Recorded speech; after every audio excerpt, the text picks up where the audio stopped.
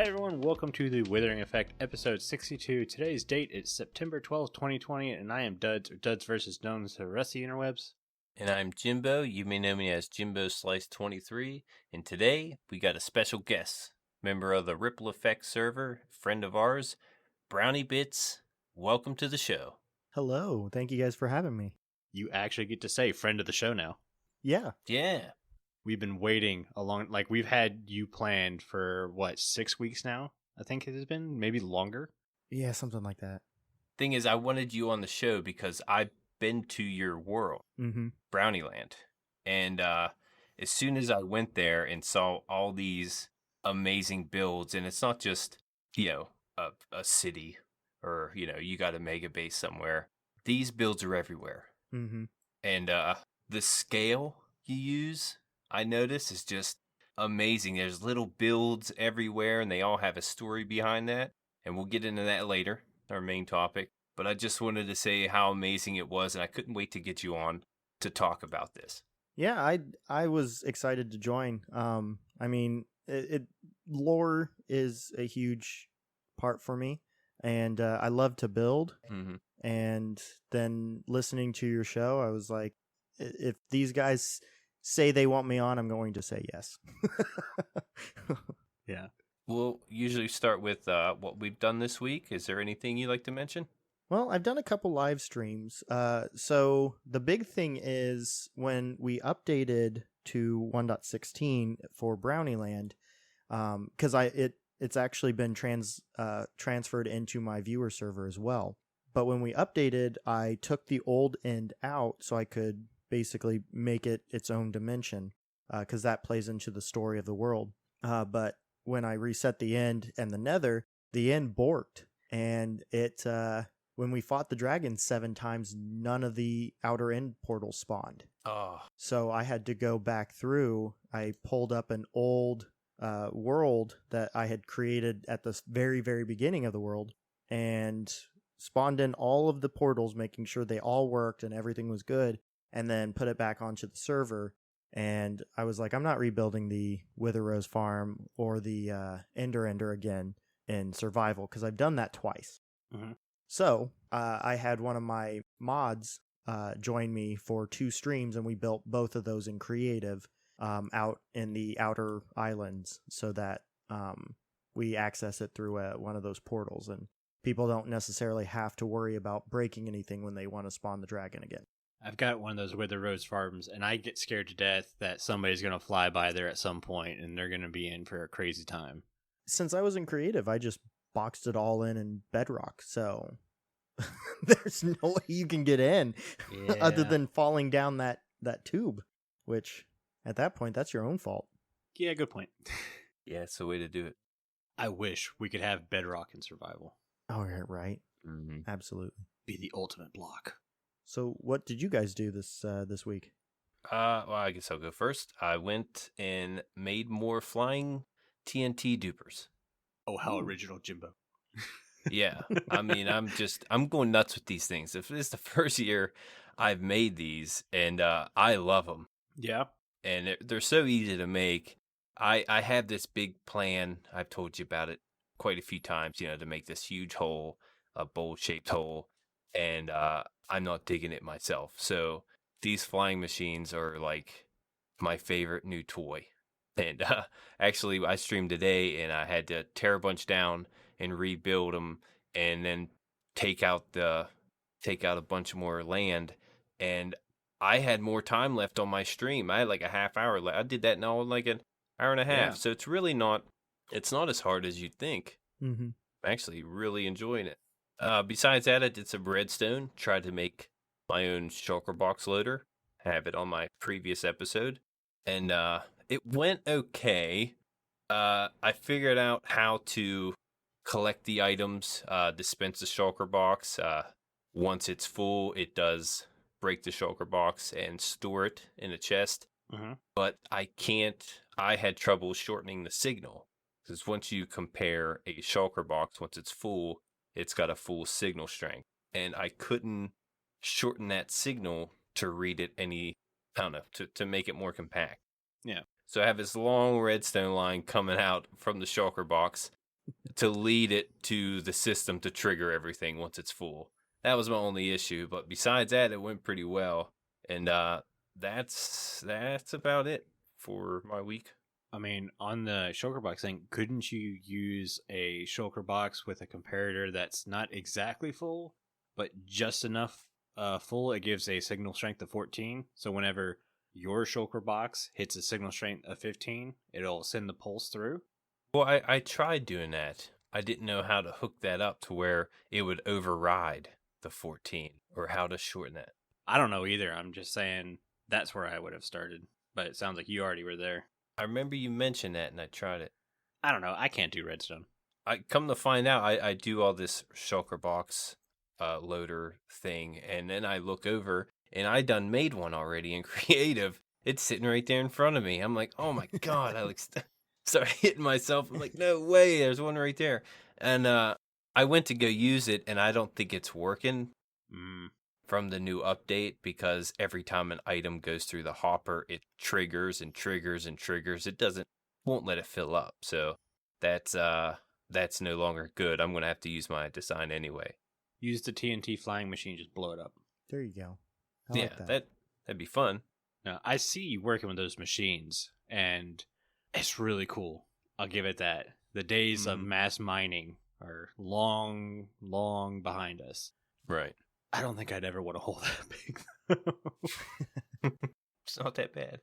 I'm watching you fly around this hole, and you don't even see the other side of it. No. The render distance keeps that from happening.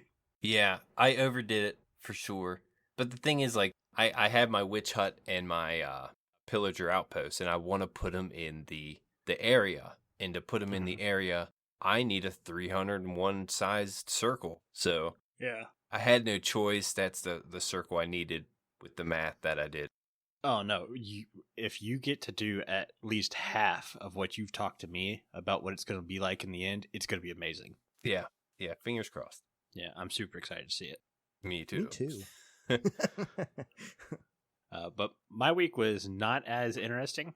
I basically spent 2 days on replay mod because FMPEG, or whatever that is, FMMPEG, I don't even know anymore. I got so frustrated with it. Yeah. I kept forgetting to update that thing, and it was causing me some issues. And then I decided, so the way I've been doing it is I have a sodium version. Well, not anymore because I don't think sodium's updated. So I was using Optifine for 116.2, and then I have a replay profile for replay mod. And I got sick and tired of every time I want to use replay mod having to back out, because anyone who watches my stream and I crash and I have to restart Minecraft, it takes at least 2 minutes to get back to the screen where I can choose the server. Mm-hmm. It is slow, which is weird because I have the program running on SSDs. It shouldn't be so slow. But yeah, so I was like, I want one profile. I want Optifine on this thing. I know it can be done. Jimbo said it can be done. And then I needed to go through the settings to make sure it stopped recording every time I joined into a world and everything like that. So that took another night of figuring out, but I got that set up. So I'm one profile now, and I'm pretty excited about it, except for I'll record something, stop the recording, and then when I exit, I forget I have to wait for it to save the replay. Yeah. So I've already corrupted some footage doing that. That's not good. Yeah, next time you sign in, you have to assure that you want that footage. If you accidentally hit no, you done lost it all because you didn't wait the previous time. Yeah, it was just placing black concrete for an hour, so it wasn't that big of a deal. Yeah. I got enough footage so when people watch the time lapse, they'll understand what was going on. But other than that, I mean, it was just resource grinding all week, making a shulker box full of black concrete because that's what it took to make my ceiling, which is insane. I was like, oh, this will take like 10 to 12 stacks of concrete. That's it. Nope, way wrong. Took like 25 stacks. And then so I'm putting nether stars on the ceiling. That's what I did during stream today to make it act like regular stars and invisible item frames. Tango Tech did the same thing and decked out, and I was like, I have to have that in my storage room. It's going to look awesome. So I needed to get leather from my cow farm, which is only like 20-something cows. So there was AFK and feeding cows a lot, and then I needed sticks for the item frames, had to do that. Then I needed wither skulls, because I was like, my 40 wither skulls isn't going to be enough. So I got over a stack of Wither Skulls. Turns out that's not enough. I need more. Wow. Yeah, a lot of resource gathering. And not to mention, on top of that, my plan for this episode is to do the end portal room. And I barely have enough resources for that. I got to go mine some end stone and stuff. So, yeah. I mean, it's just grinding this week. That's all it is. But I really want to get the storage room finished first. I've been in there for like 3 episodes now. I'm ready to move out. Yeah. Yeah, that's kind of my week. Not bad. Nothing impressive. Other than I keep dying from Endermen. Still. I'm telling you guys, I'm sick of them. Oh my gosh, I hate Enderman. They sneak in your base still. Yep. I'm telling you, I had a zombie and a creeper and a skeleton enter my base. No problem. Run over, jump, critical hit, and then do a swipe, and all of them die. 2 hits. Enderman spawns in there. I run up, jump, critical hit, swipe, swipe, swipe, swipe, swipe, and then it dies. It's like, what the heck? Why do they have so many hearts? I mean, look at the size of that thing's legs. I could hit it with an axe and it would be crippled. It wouldn't move. Yeah, all you do is trip it.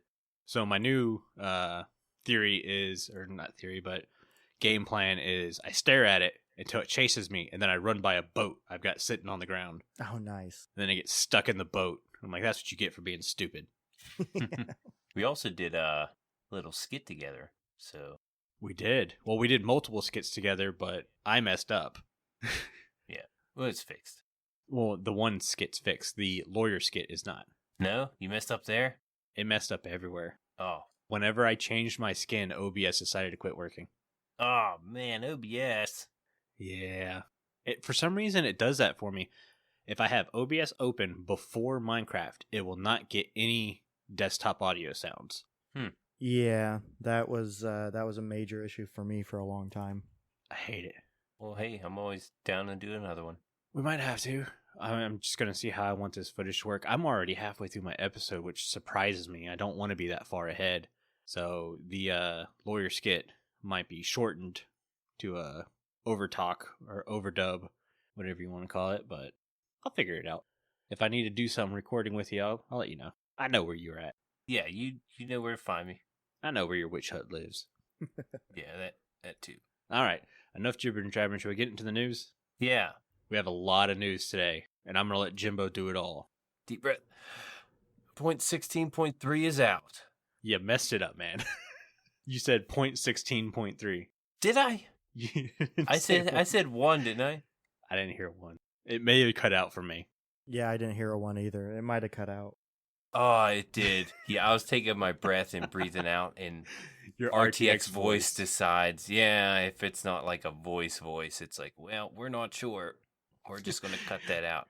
We don't know what he's doing. Cut the mic. Cut the mic.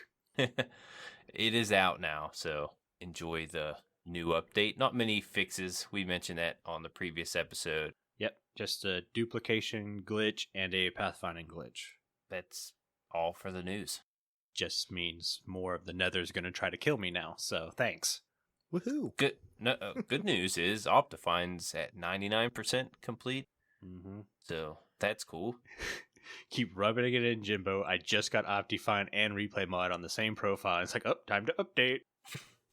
Yeah, eventually. It took 2 days, man. It's a good but it's going pretty fast. So hopefully it won't be too long.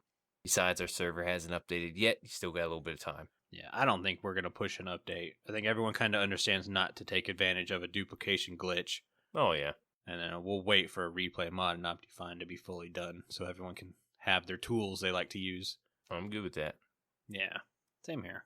No listener comments this week, but we do have a Discord ad. This week's Discord ad is from the one and only Link. Take it away, Link. Hello there, miners and crafters. This is Link. Come and join me on the Withering Effect Discord. It's a great place to hang out with the people that work on the show and other fellow listeners like yourselves. The link is in the show notes. Join today and let's discuss the game we love.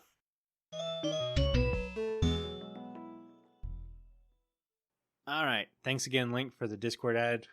Best part about Discord is you get to vote for Block of the Week. So we're going to go ahead and jump into that as our next segment. Man, we're flying through the show, guys. We need to come up with lots of stuff for Block of the Week. Yeah, wait till you see. Yeah. This week on Discord, the following blocks Jimbo and I have to discuss are the Lectern, Hay Bale, and Barrel. Jimbo, which one won? The winner this week is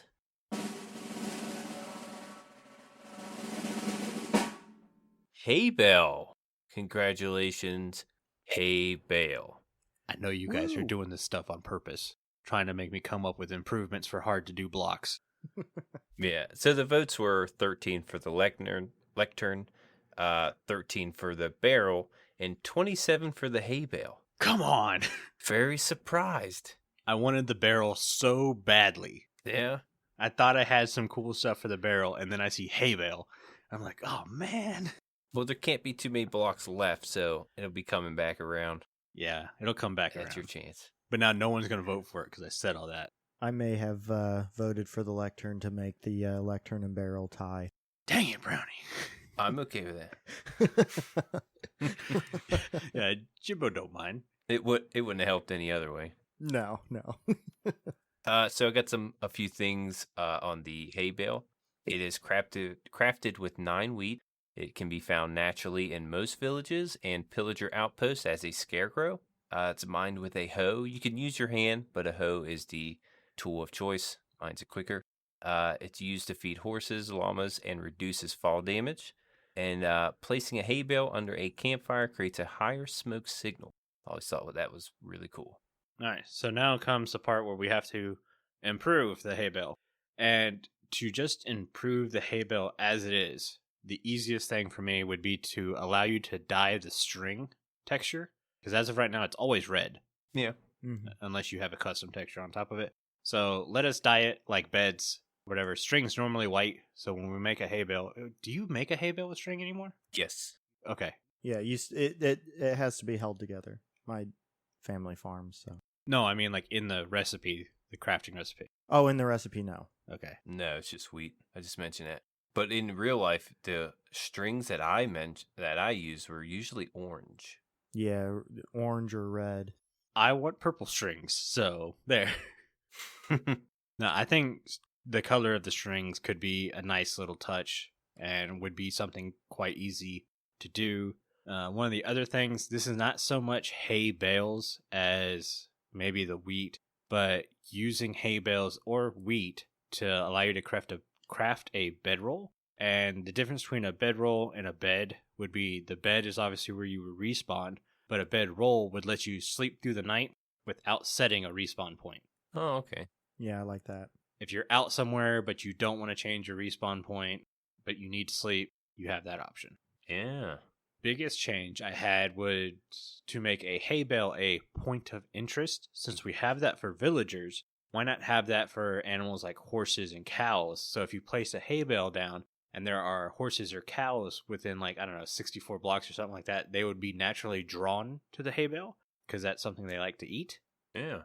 Could be an easy way to move mobs. Especially when you're kind of stuck.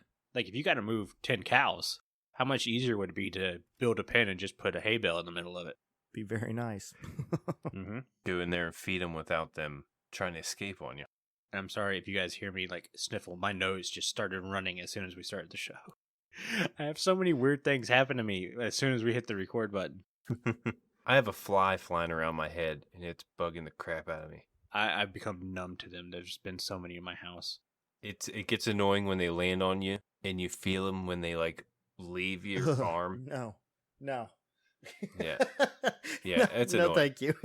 I had one hit me in the eye today. Mm. What the heck? I'm telling my parents this, and well, you need to clean your house. That's what it is. It's I've scrubbed this house top to bottom with bleach, and they don't go away. Yeah, I got 2 dogs, and my basement is just hot, so they're just... I mean, they're not everywhere down here, but there's just a couple, man, and they're so annoying. Oh, we got them everywhere. I think it's because the last couple weeks it's been constantly damp. Where you have so much cloud cover, it only rains maybe once a week, but it never gets sunny enough for the grass to dry. So everything's just wet. So we get these gnats flying around. Gnats are better than flies, but still annoying. Yeah. No, they're not. Not when there's 40 of them. Oh, the little gnat clouds. Oh, yeah. Ugh. Imagine one of those inside your house. Oh, man. Yeah. Yeah. If you take one of those small bottles of water and poke a pretty decent, not crazy big, but a couple pokes of a pen needle at the top and put apple cider vinegar in the bottom, you can capture all those gnats. That's what we're doing. We have a dish in the kitchen with some apple cider in it, and I've got a cup in my office because for some reason they're drawn to my office.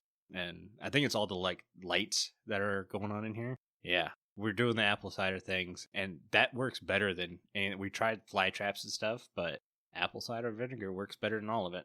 It's amazing how well that stuff works.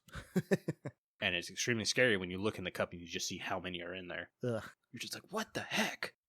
Luckily, they're not in the bedrooms. I want to know where they're coming from. Like, we have this thing in the house where there's tubes that you can inject, like, bug spray in, so the entire inside of the walls get coated in it. And it's like, why isn't that stopping gnats? Yeah. Anyways, off of bug topics, let's get into our main topic. I'm going to let Jimbo introduce it, because he had to say something with his big mouth there in pre-show. Yeah, now I forgot. No, so we brought Brownie on to talk about a little bit of lore, and he has 5 segments that he goes through to set up the lore in his builds, and I'm going to let you take the floor.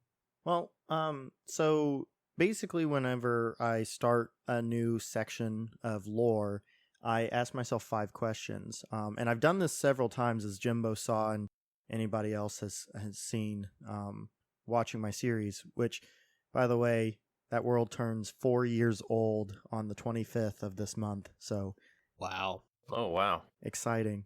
So, and we just crossed 5,000 hours of playtime in the world too, which is also exciting. Man. You can definitely tell there's been a lot of time spent there. Yeah, absolutely. But so these starting points that I always ask myself are, who are they? Where are they? What do they eat? What do they build with? And what level of tech are they? I really like these 5 starting points because it kind of gives you everything you need to know to build off of that. Mm-hmm. So for instance, what are they? What are their names, likes, activities, belief systems, skills, needs, kind of just basics about the people themselves. And then, for instance, my city of Galestrom, which is my fantasy modern city based off of the End cities. Mm-hmm. My who are they is it was an alien race that, as they were exploring the cosmos, they found this peaceful area, and they have a few sports and music venues that they brought with them, but the major part of their society is actually science. So they're very science and studying type of society. Yeah. The where are they?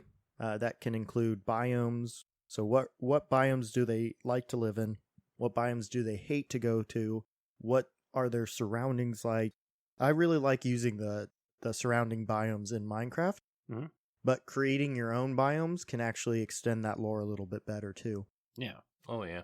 For Galestrom, they live in a plains biome at the foot of a large mountain range. They are actually from a distant planet, which I haven't really come up with anything about that per se.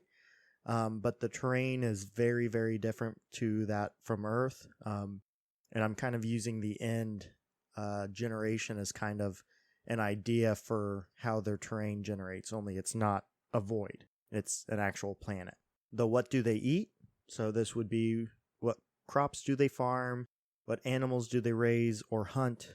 Are they hunters and gatherers? Or are they farmers? Or, along those lines. The people of Galestrom, they actually eat primarily chorus fruit because that comes from forest trees that are native to their planet and they brought with them. And since it's such a major part of their society, they wanted to bring that plant with them. What do they build with? That would be what blocks are around them, what trees, stone materials. That kind of gets into the biomes, but this would be more of how they use that stuff. So what do they build with in Galestrom? End stone is a major portion of it. They use bricks out of it and that type of stuff. The purpur, which is made from the chorus tree, which ties back into the importance of that tree to their society. And then I also put up that they use concrete, woods, and metals from the New World. So these are things that they've discovered in their travels in this new world. So they're kind of using what they've found rather than just bringing all of the materials. Mm-hmm. And it kind of gives that connection to the rest of the world.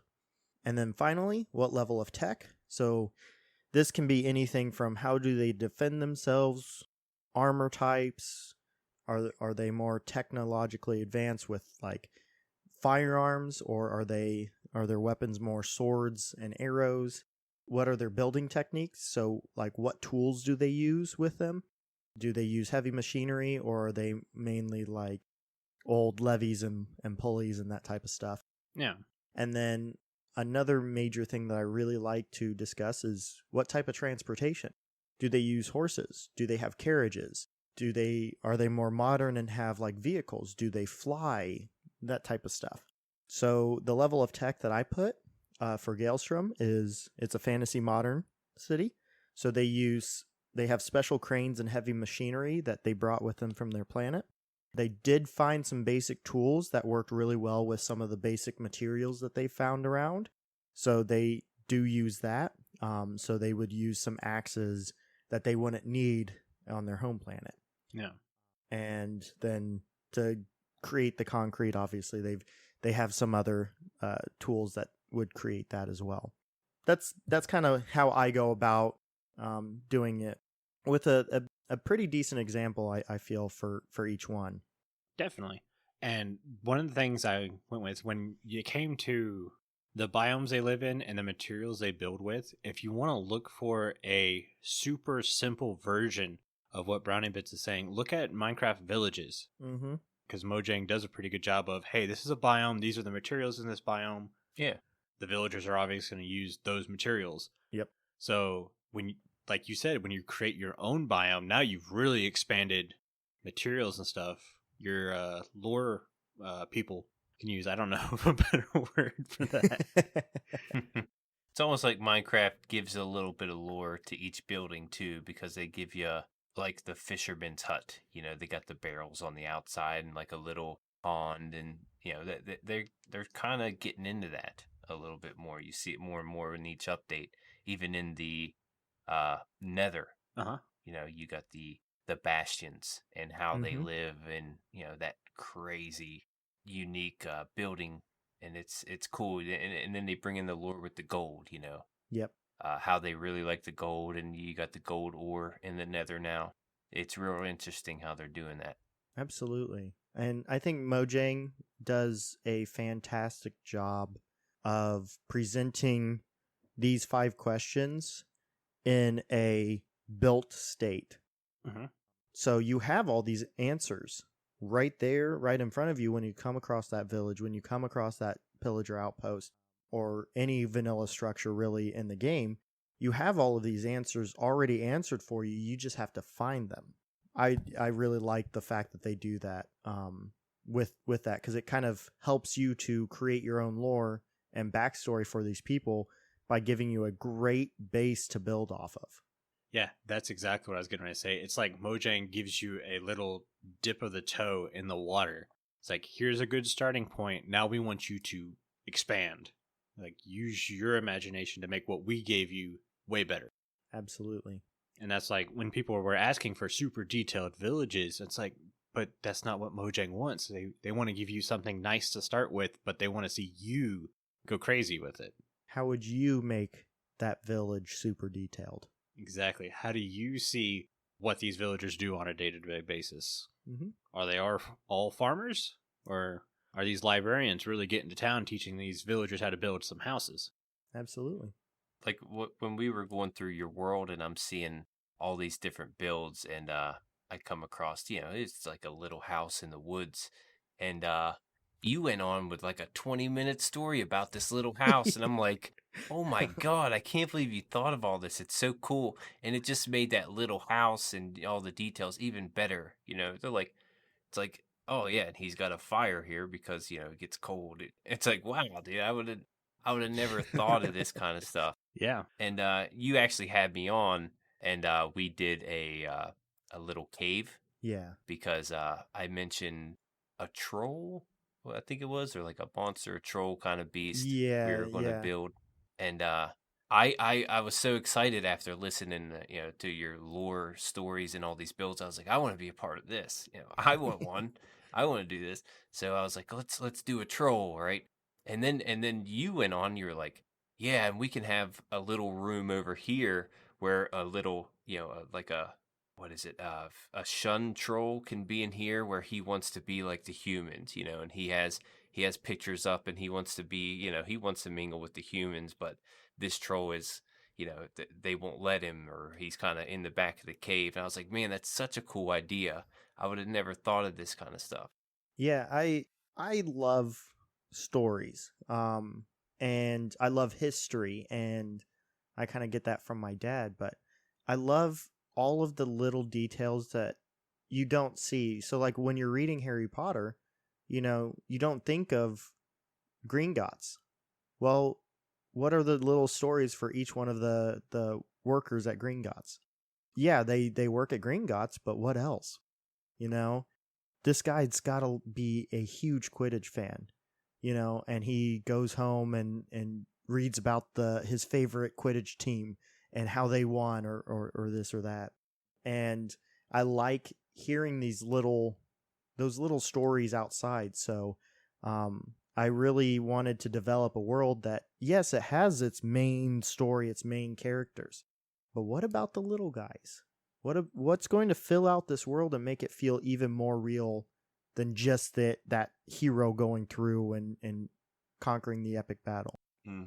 What about that little, maybe not so important priest of the temple that did something cool, and yeah, he got his name recognized, but the rest of the world doesn't recognize him? Mm-hmm. Yeah. I like that stuff. And so you're talking about the little guys in Gringotts. It's like, I've been to Universal, and they just yelled at me while I waited in line for an hour. That's true.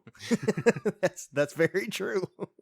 Yeah, another thing I remember is you were going to show me, I think it was the keep, a castle. Oh yeah. And you have the keep all made up, and you're like, hold on, don't go there yet. Take this path first. And you took me through this path through, it was kind of like a thick forest area. And you come out of the forest and you don't notice until you get to that horizon, or that moment when you come out of the forest, and boom, this huge castle hits you. And it was almost like part of the story, just the path leading there. And all the stuff in there had a story. Mm-hmm. I thought that was amazing also. Yeah, I really like Flip, and Mythical Sausage has touched on this, but the grand reveal kind of tells that story for you too. Yeah. And kind of gets you excited, gets your heart pumping. Oh, what's around this tree? Because this tree is huge and this is gorgeous. Well, what's around it? What is it blocking? And then you turn around and there's these massive castle walls that, as a raider, I'm not going to be able to get over these because I'm running out of this forest, and now I see this ridiculous thing that I have to get over that I wouldn't normally be able to get over. So it tells a huge story. And I like doing that inside of cities too, where you're walking around and maybe you get glimpses of something over there in the distance, but you can't see it because of these houses and these other buildings. And then finally you walk down the main street and you turn that corner and bam, there's that big Coliseum, or there's that big lighthouse, or whatever the case may be. I love it. I think that tells a story in and of itself with that. Yeah. I was going to say, I'm actually playing a little bit with the grand reveal thought process, except more intimate. So, like, I'm building this mountain for my storage room, right? And it's a decently sized mountain, but when you go into the mountain, it's this real small, it's supposed to feel like a smaller city, which is just like 4 houses or whatever, because obviously it's not super huge, but it's an outside city. Like, you see night sky, but you're inside of a mountain, so you kind of understand, like, going inside this mountain transported me somewhere different, and like, it's magic. Yeah. Like, I can't create a lore like everyone else, but that's the feeling I want. I want you to feel like you're somewhere else when you go inside this mountain. Well, that's a fantastic a piece of lore as well. And one of my favorite people to talk lore with, because we are on very similar mindsets as far as lore goes. Fixit has done a kind of a magical cabin on the realm of Vastin, where you walk through these doors and it transports you. So that in and of itself, you've created a big, huge stepping stone into a fantastic lore. Like, you could be on a completely different planet. Mm-hmm.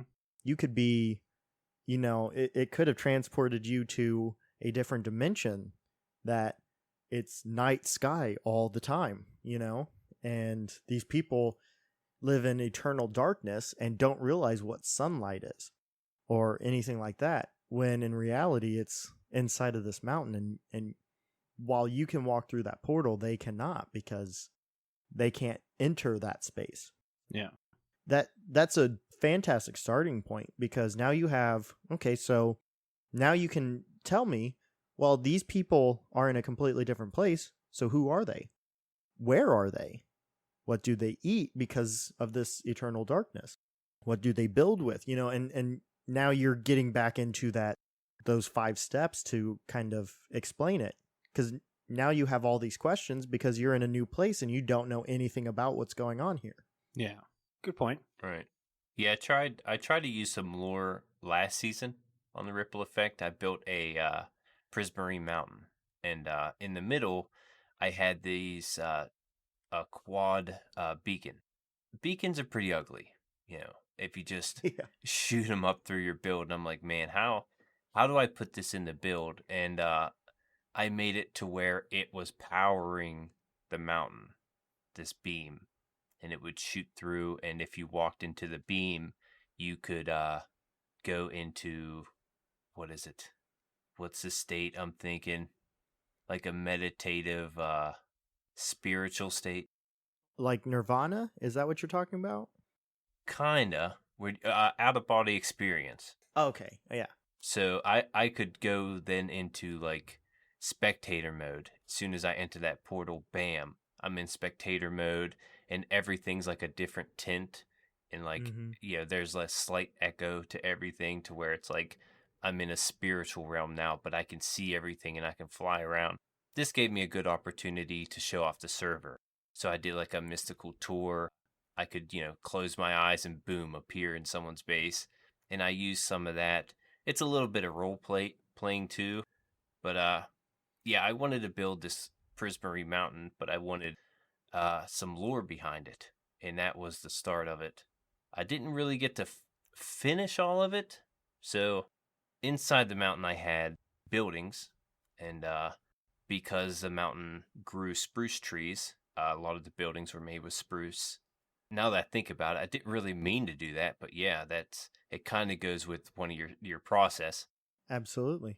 The food, didn't really think about that. I'm trying to think of your process and what I did last season, because I really like your step process. I had like a villager temple. That's where most of the villagers were. There's like, I wanted to cycle through the villagers, and 1.13, you can't just put a station down and change their profession. You got the profession that was put down. That was it. Yeah. And you'd have to cycle through the villagers. So I was like, what would be fun for these villagers? I made like a sacrificial chamber to where I'd So mean. hit the button. Yeah, I'd get rid of the villager, and it would go down a water stream. And there was a slight chance that it would jump onto another water stream, flow up and onto the throne.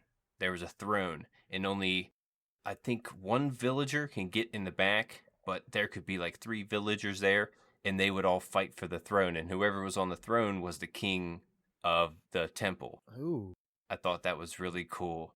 Yeah, I did that last season. I did a couple of those. I had a lot of fun with those. I think I had an episode where I'm like, okay, this is, what did I call it? Game of Thrones. Oh, nice. The show's called Game of Thrones, the episode. And I just keep cycling through villagers, and it was a lot of fun. I put words in their mouth, like they're talking crap to one another because they're pushing each other around on the throne. It was a lot of fun. It sounds like a lot of fun. Mm-hmm. Yeah, no, that's a great starting point, because now maybe that villager throne that they're fighting over is almost like that is their god, or their god on Earth, so the speaker of the god. And so now that's getting into that belief system of who are they. So now you have this temple that's built, and when they get sent away through that area, now they're being chosen by whatever deity they have. Yeah. They have to prove their worth of being chosen. Yeah, I mean, that's that's a fantastic start there. Obviously, like, food's important, but that's one thing that I think a lot of people don't really think about when they're building that lore. Yeah, very rarely. Now, I know Duds, you want to do a pirate lore? Yeah, this season's all kind of pirate based, but I don't know if I'd call it lore. I'm not the best at using lore correctly. I've mentioned several times that I'm viewing my world through like the eyes of a Disney Imagineer. It's kind of all for show, but it has to tell a bit of a story at the same time. But I want you to be able to tell yourself that story without me telling you anything. Ooh. That's the way I'm kind of doing it. And I found lore helps when you're stuck. Mm-hmm. So, like, if you go back to Ripple Season 2, I needed to put a portal in my base. I knew where I wanted it to be, but I didn't know what I wanted it to look like. So I was like, okay, why would a portal be here? What makes sense for it to be in this distinct spot? And then I went, okay, my village has some clerics that were playing around with magic. It blew a hole in this wall and created a portal. And if you look at my portal from Season 2, it's like a big explosion happened and created the portal. Obviously, now the pirate theme this season, I want you to go into these mountains because I'm building multiple mountains as fast as I can. I need to start working on the exterior because they're so spawnable. But each mountain's going to house a different aspect of these areas. Like, there's going to be a farming mountain that has a couple little farms in it and stuff. And I need to be thinking, like, why would these farms be inside this mountain? The way the storage room is supposed to be the safe haven for pirates. They found this magical cave. They're living here because it's safe and nobody can find it. And I'm trying to tell that story without, like, telling you, hey, they're there because it's safe. Yeah. Is it like on its own island that you're building it? Yep. Or is it like on the side of a... Well, there's like 3 little islands right next to each other. And I'm turning each island into a mountain. Okay. And putting everything inside of it. So I know you have a ton of work to do with the mountains itself. Yeah. But one thing that I really like, I'm a huge Pirates of the Caribbean fan. I love the series. I think they're fantastic movies. And they've got a lot of fantastic lore to them, too. But the place that they go in the first one to get Cortez's treasure, it cannot be found by anybody unless they know where it is. Yep. And that screams safe. Well, what is outside of this cave? These jagged, rocky formations that make it nearly impossible for any ship to go in there. So, what screams safety? Jagged, rocky outcroppings leading up to maybe like a very nice bay in the middle of it. That would scream safety to me for a pirate. Yeah. Because pirates would be willing to go and risk getting their boat in there. But the people necessarily chasing them would not do that. Well, I have a bit of that naturally in the fact that the entire ocean surrounding these islands is full of coral reefs. Ooh. If you're a boat person, you understand you don't drive a boat through there. No. And that's one of the reasons I wanted to go with this is a pirate safe haven. Only they're brave enough to go through something stupid like this. That's fantastic. And that there, the landscape tells that lore. And it's also called the Dudzian Sea. Hashtag just throwing that out there. Dudzian Sea. I like it. Hey, it took me forever to come up with that name. I like it a lot. There's also, you could also use the lore of, pirates love rum. So you can incorporate that. I mean, anything that pirates known for what they're known for, you can always add that in. That helps. Lots and lots of sugarcane. Yep. Sugarcane. I know you have trouble with some of the lore, but I know a 5-step system that you can use if you like me to go over that. Well, I mean, like some of the aspects I want to throw in there, like So I don't want the weather to always be considered good. So I'm going to have shipwrecks on the mountain, like an upside down ship where maybe a hurricane threw it out of the ocean Oh. and it just landed up Ooh, I on this like that. mountain. Oh, there'd be plenty of lore then. Yeah, and because they're pirates, they're not super handy, so they just turn this upside down pirate ship into a house or something like that.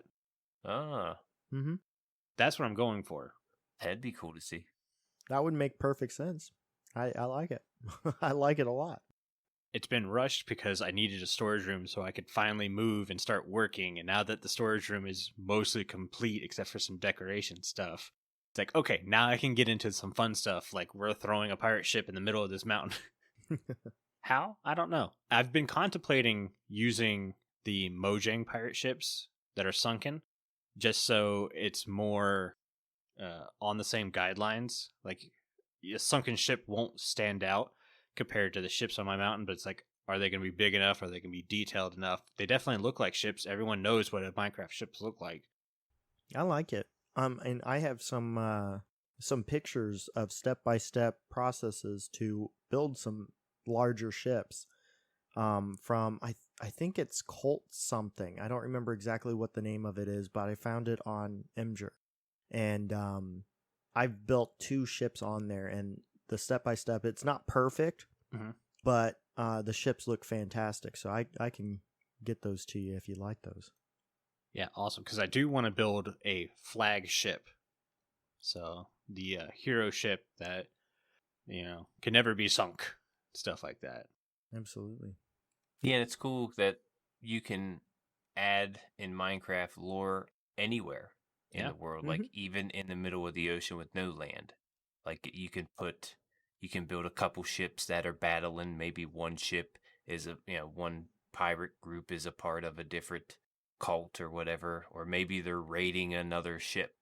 Maybe you can have that kind of scene there. Mm-hmm. Be pretty neat. Or even an underground sea world. Yeah. For me, I've always loved Easter eggs. So, like, if you go back to Ripple Season 2, there's like 5 or 6 just randomly hidden Easter eggs throughout my base that I never showed on camera, never talked about, or anything like that. It's just an Easter egg, and I say, hey, there's Easter eggs around here. If you want to go look, go for it. Send me screenshots if you find one. I found 2. Yeah? Where were they? Those big yellow and purple Easter eggs. Not those. That was the Easter egg hunt. Never mind. But I did find 2 Easter eggs there. Well, okay, so instead of 5 or 6, now there's like 8. Well, no, because those 2 Easter eggs are gone. No, I actually think I kept one of them. Yeah, I think you took him out. I don't know. Either way, there's like stuff hidden around, and I really want that to be a big focus this season. Like, maybe I have a lectern with a captain's journal just kind of sitting out. Oh, yeah. Somewhere, and I want to fill that in with stuff. I love journals as lore injections. Mm-hmm. They're fantastic. I want it to be me just kind of, again, dipping my toes in the water like Mojang does with villages. It's like, I'm not telling you the full story. I'm just giving you little hints here, and your job is to build the story around it. Mm-hmm. I like it. Yeah, those journals too, like when you do have the download for people to check out your world and they look at everything, they don't have the story they kind of got to make it up. Mm-hmm. But if you do give a journal, that gives them an idea of how things came to be. Yeah. So that's a really good idea. And it's definitely going to reference structures in the area or expeditions where they maybe brought back a bell from a village. And then you saw that bell in one of the mountains somewhere. It's like, okay, so that's where that came from. Mm-hmm. I like it. Maybe it references some buried treasure I've randomly stored somewhere and forgot about for months. Kind of running with that journal theme, I really like to kind of keep all my lore in one spot. That helps me expand it more to where I would like the story to be, but I can also develop characters, develop places, develop buildings, all of that type of stuff. And my favorite resource, and I highly recommend if anybody listening or if you guys want to kind of start to build lore yourself, is to go visit worldanvil.com. It's fantastic. Basically, you create your world, so you name it, and then you create articles. So it's basically set up like a way that it tells you exactly what's next. So it's like, okay, so I want to create a hero. What's his name? What's his hobbies? This, that, what did he do? Where does he live? And you can link all of these up by saying, okay, so he lives in this city. Well, this city will be linked to the story about this city. So it tells you where this city is, what's a population, that backstory, that type of thing. So it kind of spiderwebs all your lore together. Yeah. And does it in a way that it tells you this is what you need to do next. And it kind of really makes it easy to set everything up. Mm-hmm. So I highly recommend looking into that website. Yeah, we'll have that down in the show notes. What's the website again? It is worldanvil.com. Okay. Yeah, we'll definitely have to put that in the show notes. Never heard of it. It's a lot of people use it for D&D world building. Mm-hmm. Oh, okay. But I've also seen people use it for like writings. So when people are writing books, I've seen them use it for that. I've also seen somebody use it for a video game too. So it can be used for just about anything that you want. But it's a great resource. Yeah, I'm definitely going to have to check that out. Yeah, does sound interesting. I never thought of the D&D, how D&D's like all lore. Oh, yeah. I've never got to play it. I've seen it in action a little bit, but never really got into it or played it. But man, D&D would be a great step towards building lore in Minecraft. Mm-hmm. Never thought about that. Oh man, I forgot to make that post about doing a Ripple Effect D&D. Yeah, I'd be game. I like that. Yeah, I would. I've never played either. I've seen it played, but I would be 100% for that. So there'd be 3 noobs in there. I wonder how they feel about that. Well, don't forget, we could probably get a Freddie Bushboy out of retirement. Yeah, he does that. Because he's all for some D&D. He did a D&D podcast called Flip Flop Tabletop for a while. Yeah. Ooh. So we might be able to lure him out of some retirement, get him chatting again. Nice pun. I really just want to be able to expand, because I think we have such great community members and everything for us to do something like a D&D game every once in a while, or maybe even like a game like Among Us. Yeah. Just like once a month or something like that. Just pull a random game night out. I think that could be really fun. I like it. Oh, yeah. I'm all for it. I do want to mention that this year I am going to have some lore in my build. Right now, it's just a giant hole. I understand that. I'm building a spaceship. I have the story of the lore. I don't want to spoil it too much, and because I don't have the whole lore, I'm still thinking up. And I just came across this 5-step system that I could use to help me through that. So Exactly. maybe I'll share that. Jimbo's lore is the space aliens came down in their spaceship and were trying to suck up a cow, but missed and just took a giant hole out of the ground. And just took and just spit out a bunch of bees. Hey. Yeah, you have an issue with bees, don't you? Yeah, I think they have an issue with me. Mm-hmm. That's the issue. Every time I see them, they look at me and I want to hit them. They're provoking me. I get provoked. They're provoking you for just flying there. Yeah, that buzzing noise. I know what they're saying. I know what they're saying to me. Jimbo's weak. Mm-hmm. Jimbo's got a big butt. I'm like, what? They're just asking for it. All right. Well, I think that's going to do it for today's show. But before Jimbo reads us out, I want to say a huge thank you to all of our Patreons who are supporting the show. Our milk level patrons are Omni, Croc, Obeep, Stonefigure, the official CCL, Viperous Tuna, and Whitey Whitey. If you too would like access to the exclusive benefits and hours of extra content each month, please consider at patreon.com/The Withering Effect. Yep, and thank you, Brownie, for joining us on the show. It's really nice having you. Mm-hmm. Loved your input on the lore. Thank you very much. I had a lot of fun, and thank you guys for having me. My outro now. If you like this show, you could share it with all your friends and on social media. If you listen on Spotify, follow us. If you listen on Apple Podcasts, leave us a nice review. Doing any of these really helps the show reach out to more listeners. If you would like to get in contact with us, send an email to podcast@thewitheringeffect.com, tweet us, leave a voice message, or join our Discord where you can have a chat with everyone who works on the show and fellow listeners. All the links are in the show notes.